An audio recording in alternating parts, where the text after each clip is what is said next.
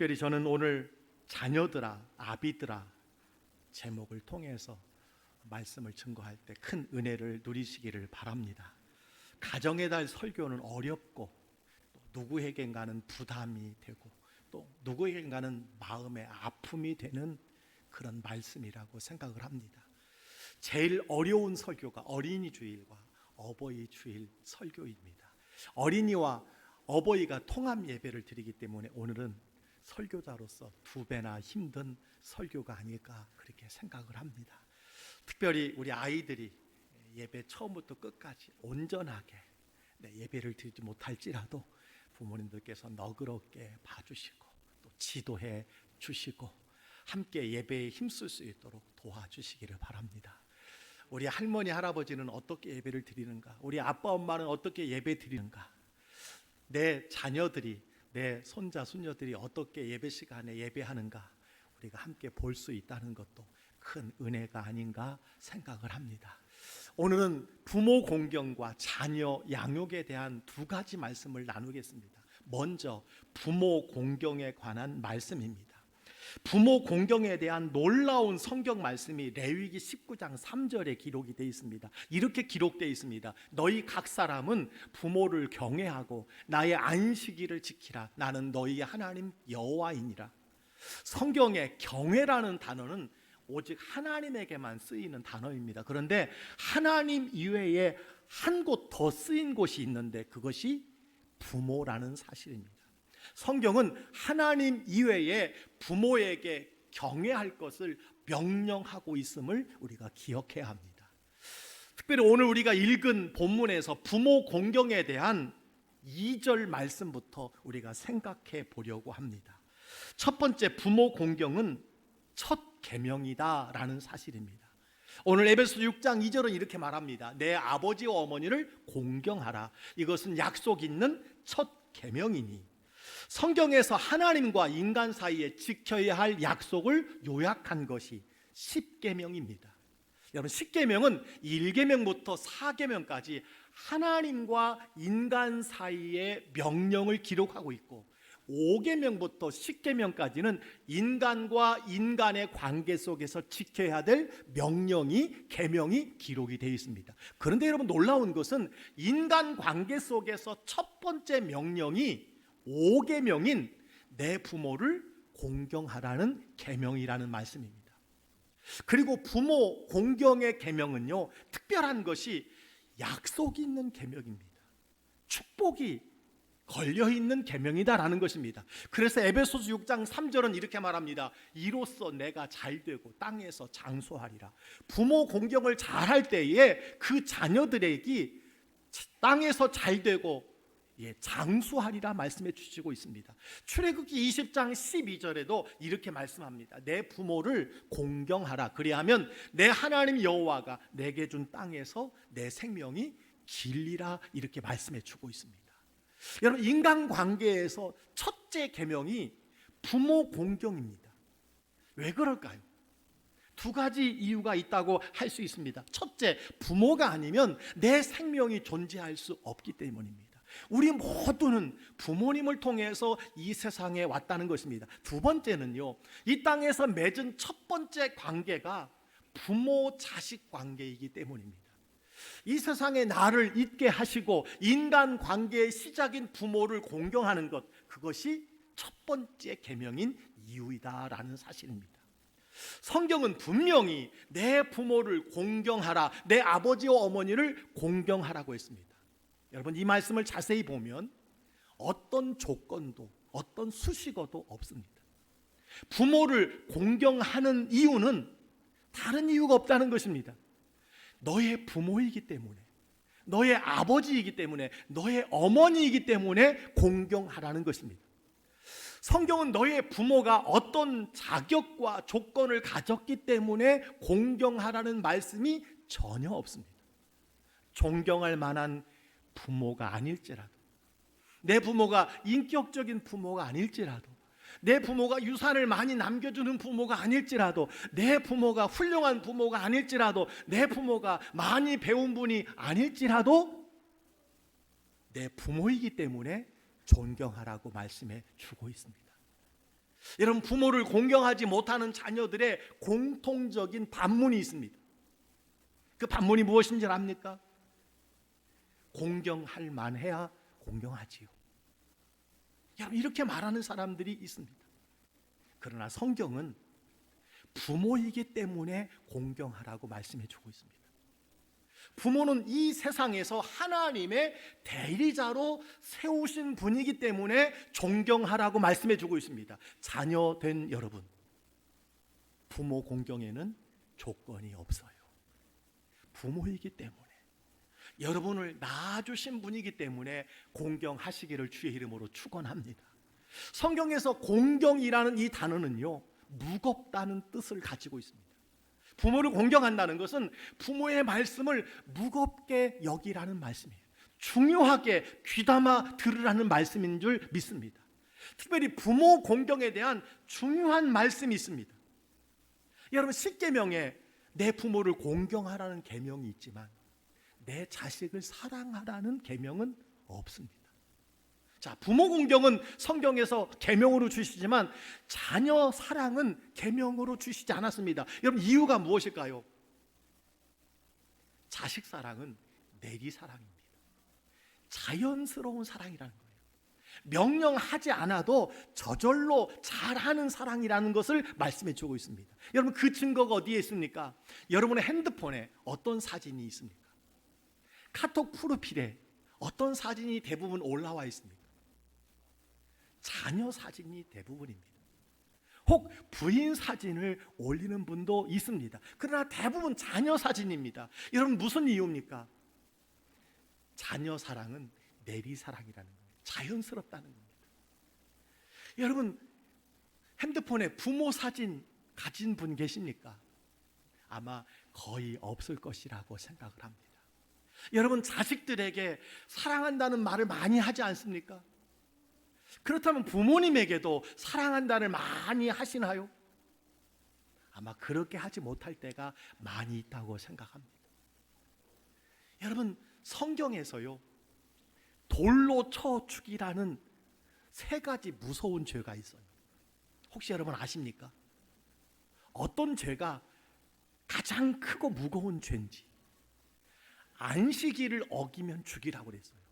즉, 다시 말하면 주일을 성수하지 않으면 죽이라는 말씀이 구약에 기록이 되어 있습니다. 간음하는 자를 죽이라고 성경에 기록이 되어 있어요. 그리고 한 가지가 더 있습니다. 부모를 거역하는 자를 돌로 쳐 죽이라고 그랬어요. 여러분, 신명기 21장 18절로 21절까지 보면 이런 말씀이 있습니다. 다 같이 한번 읽어볼까요? 시작. 사람에게 완악하고 패역한 아들이 있어 그의 아버지의 말이나 그 어머니의 말에 순종하지 아니하고 부모가 징계하여도 순종하지 아니하거든 그의 부모가 그를 끌고 성문에 이르러 그 성읍 장로들에게 나아가서 그 성읍의 모든 사람들이 그를 돌로 쳐 죽일지니 이같이 내가 너희 중에서 악을 제하라 그리하면 이스라엘이 듣고 두려워하리라. 아멘. 여러분, 분명히 성경에 기록이 되어 있어요. 돌로 쳐 죽이라는 세 가지 죄 중에 하나가 부모를 거역하는 자입니다. 여러분, 실제로 민수기 15장에 어떤 사람이 안식일에 나무를 하다가 돌에 맞아 죽은 기록이 있습니다. 요한복음 8장에 보니까 현장에서 간음하다가 붙잡힌 여자를 돌로 치려는 사람들의 모습이 여러분 기록이 되어 있습니다.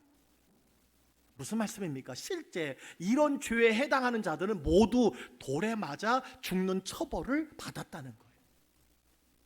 그런데 여러분, 놀라운 것은 성경에 패역한 자식을 돌로 쳐 죽이라는 명령은 있지만 성경 어디에도 실제로 돌에 맞아 죽었다는 그런 기사가 없습니다. 여러분, 왜 그럴까요? 부모에게 페류나가 없었기 때문일까요? 부모의 말을 거역하는 사람이 하나도 없었기 때문일까요? 아닙니다.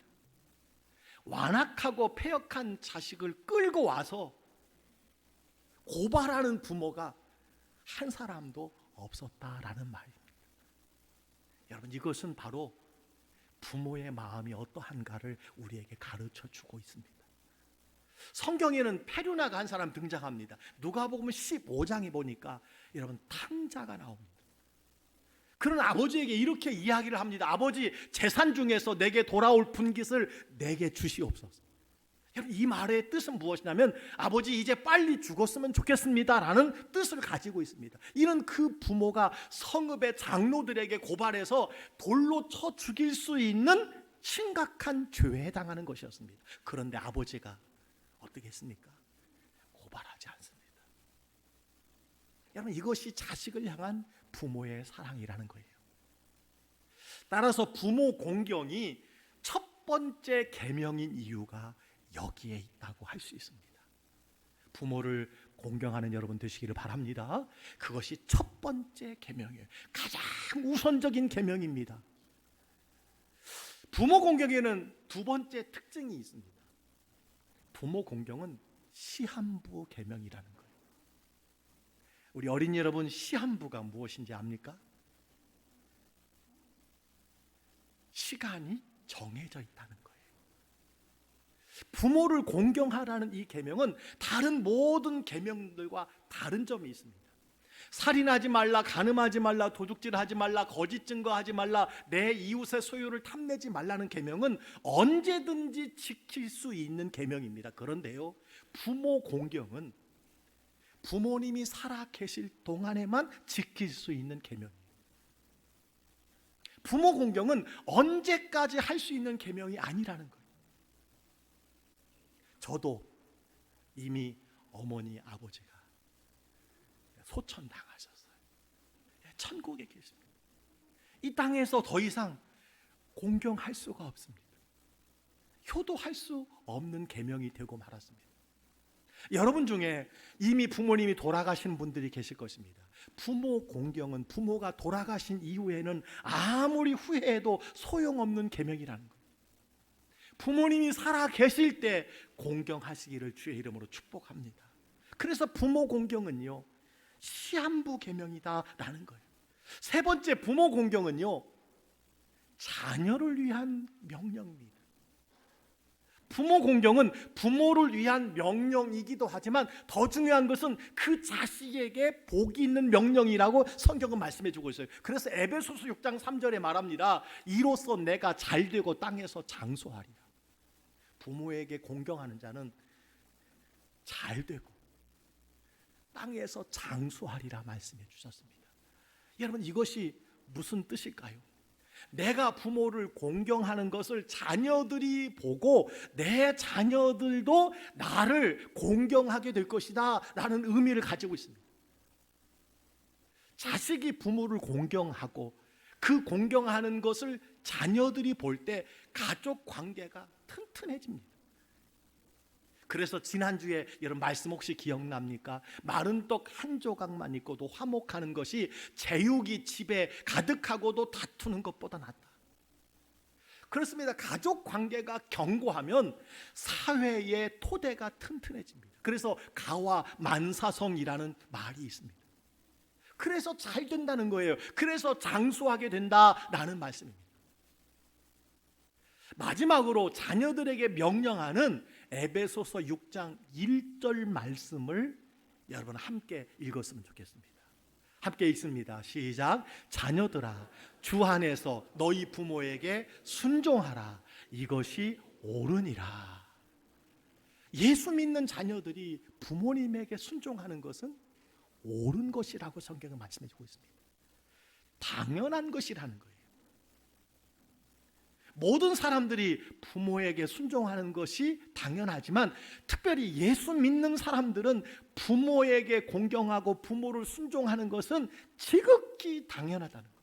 쉽게 말하면 부모를 공경하지 아니하고 부모의 말씀에 순종하지 아니하면 예수 믿을 자격이 없다라고 하는 것을 말씀해 주고 있습니다. 여러분, 그런데 우리가 꼭 기억할 것은요, 성경은 부모에 대한 순종과 부모에 대한 공경을 구분하고 있다는 거예요. 어떻게 구분할까요? 부모를 공경하라는 것에는요, 조건이 없다고 말씀드렸어요. 그냥 부모이기 때문에 무겁게 여기라고 했습니다. 부모가 잘났든 못났든 돈이 많든 적든 유산을 많이 물려주든 안 물려주든, 많이 배우신 분이든 못 배우신 분이든 공경하라고 그랬어요. 부모이기 때문에. 그런데 부모에 대한 순종은요, 조건과 기준과 한계가 있어요. 그 조건이 무엇입니까? 그 기준이 무엇이에요? 주 안에서 순종하라고 그랬어요. 한번 따라해 보세요. 주 안에서 순종하라. 다시 한번요. 주 안에서 순종하라. 그렇습니다. 부모 공경은 무조건이에요.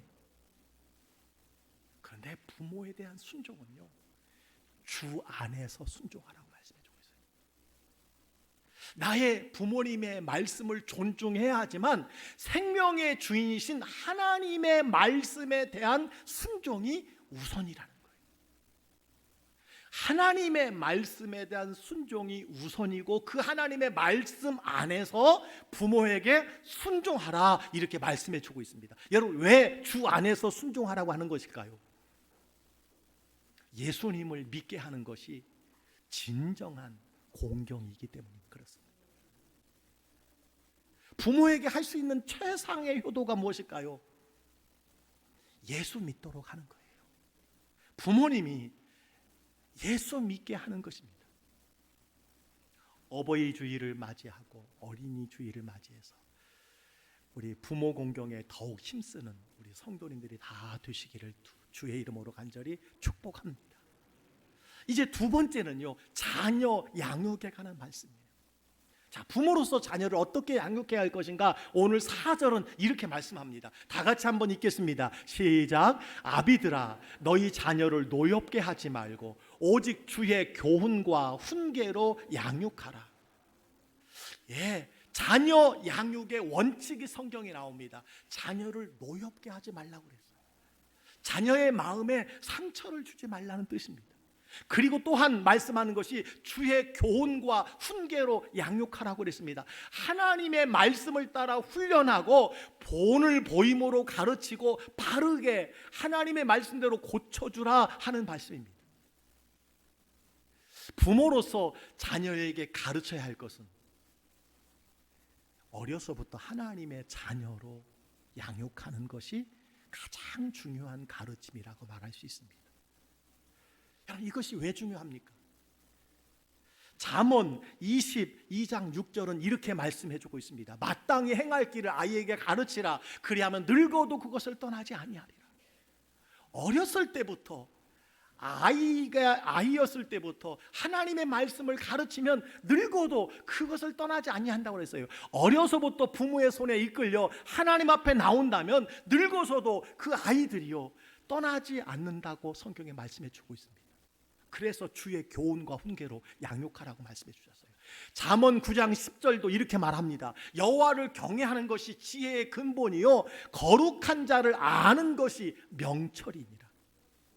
하나님을 경외하고 하나님을 아는 것이 인생의 가장 중요한 지혜요 명철이기 때문에 주의 교훈과 훈계로 가르치라고 말씀해 주고 있음을 보게 됩니다.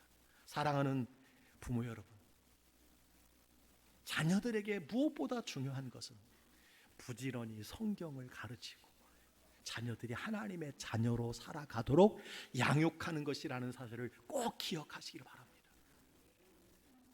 여러분의 자녀 어디에 있습니까? 여러분의 자녀를 하나님께 인도하고 계십니까? 여러분의 자녀를 위해서 여전히 기도하고 계십니까? 디모데 전서 5장 8절에 보니까 이런 말씀이 있어요. 누구든지 자기 친족, 특히 자기 가족을 돌보지 아니하면 믿음을 배반한 자요 불신자보다 더 악한 자니라, 이렇게 말씀해 주고 있어요. 자기 가족을 돌보지 않는 자, 자기 가족을 주께로 인도하지 않는 자, 자기 자녀를 주께로 인도하지 않는 자, 여러분 악한 자라고 성경은 말씀해 주고 있습니다. 그래서 제1순위 선교지는요 다른 곳이 아니라 가정이라고 말할 수 있습니다. 사랑하는 부모 여러분, 부모로서의 가장 큰 자녀 양육의 성공은요 신앙을 계승하는 겁니다. 신앙을 물려주는 거예요. 가장 큰 실패는 무엇일까요? 신앙이 나의 세대에서 끝나는 겁니다. 나의 세대에서 신앙이 끝나는 거예요. 부모는 자녀에게 두 가지 종류의 유산을 남긴다고 합니다. 물질적인 유산입니다. 그리고 정신적인 유산입니다.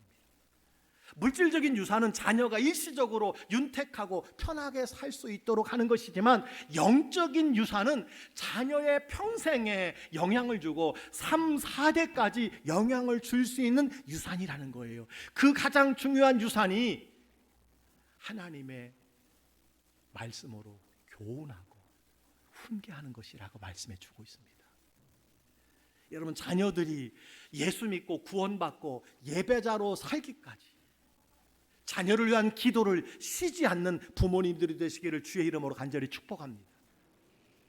사무엘상 2장에 보니까요, 사무엘을 주의 교훈과 훈계로 양육한 어머니 한나가 나옵니다. 한나는 자녀를 어떻게 양육했을까요? 먼저는요, 어려서부터 하나님을 섬기게 하였다, 이렇게 기록이 되어 있어요. 사무엘상 2장 18절에 이렇게 기록되어 있습니다. 사무엘은 어렸을 때 세마포 에봇을 입고 여호와 앞에서 섬겼더라. 한나는 사무엘이 어려서부터 예배 가운을 입은 모습으로 하나님을 섬기도록 했다라는 거예요. 예배를 드릴 때 그 자녀의 태도, 예배를 드리는 태도, 그에게 옷을 입히는 이 모습, 어려서부터 그렇게 교육했다고 말씀해 주고 있습니다. 자녀들이 하나님의 사람으로 살게 하려면 어려서부터 가르쳐야 합니다. 세상 풍속과 가치관이 고착되기 전에 예배자로 세워야 하는 것이 오늘 한나가 우리에게 가르쳐주는 주의 교훈과 훈계의 양육의 방법인 것을 보게 됩니다. 사랑하는 성도 여러분, 자녀들을 가능하면 어려서부터, 청소년 시기 때부터, 청년의 때부터 하나님을 섬기도록 그렇게 양육하시기를 주의 이름으로 축복합니다. 두 번째는요, 부모가 신앙의 본이 되었어요. 사무엘상 2장 19절에 이렇게 말씀하고 있습니다. 그의 어머니가 매년 드리는 제사를 드리러 그의 남편과 함께 올라갈 때마다 작은 겉옷을 지어다가 그에게 주었더라. 부모의 신앙은 자녀에게 전수됩니다. 저절로 전수되는 것은 아닙니다. 노력해야 합니다. 기도해야 합니다. 특별히 사무엘의 신앙에는 어머니 한나와 남편 엘가나도 함께 했다, 오늘 기록이 되어 있음을 보게 됩니다. 매년 부모와 자녀가 함께 예배하러 갔다, 이렇게 말씀해 주고 있습니다. 사랑하는 부모 여러분, 주일이면 자녀와 함께, 남편과 함께, 아내와 함께, 어머니와 함께, 아버지와 함께, 조부와 조모와 함께 여러분 예배할 수 있게 되기를 간절히 바랍니다. 부모는 자녀의 영적 스승입니다. 부모의 본이 신앙교육의 최고의 교과서라고 말할 수 있습니다. 그래서 우리가 오랜만에 이렇게 2부, 3부 자녀들과 우리 교회 온 세대가 함께 예배드리는 것은 어렸을 때부터 부모와 함께 예배하는 것, 할머니, 할아버지와 함께 예배하는 여러분, 이 좋은 기억을 우리 자녀들에게 보여주기 위함이라고 저는 생각을 합니다. 여러분, 부모로서 자녀의 신앙교육의 실수 중에 하나는 무엇이냐면 교회 학교에 일임하는 거예요. 교회 학교에 일임하지 못하는 부모도 있지만요, 교회 학교는요 일주일에 2시간이 교육이 전부입니다. 따라서 가정에서도 부지런히 가르쳐야 합니다. 부모가 가정에서 신앙의 본이 되어줘야 한다는 거예요. 예배의 본, 기도의 본, 언어 생활의 본, 헌신의 본, 섬김의 본을 보여줘야 한다라는 것입니다. 이것이 바로 한나의 주의 교양과 훈계로 자녀를 양육했던 것입니다. 마지막 한 가지가 더 있습니다. 은총을 받게 했습니다. 오늘 사무엘상 2장 26절에 여러분 이런 말씀이 있습니다. 아이 사무엘이 점점 자라며 여호와와 사람들에게 은총을 더욱 받더라. 믿음의 부모가 자녀에게 주는 최고의 유산은 자녀가 은총을 받게 하는 것입니다. 아이들이 자라면서 예수님처럼 지혜와 키가 자라가며 하나님과 사람에게 더욱 사랑받는 것이 가장 큰 은총인 줄 믿습니다. 이것이 바로 주의 교양과 훈계로 양육했던 한나의 여러분 가르침이었고 양육이었던 것을 보게 됩니다. 말씀을 정리합니다. 여러분 자녀입니까? 부모를 공경하고 주 안에서 순종하시기를 바랍니다. 부모입니까?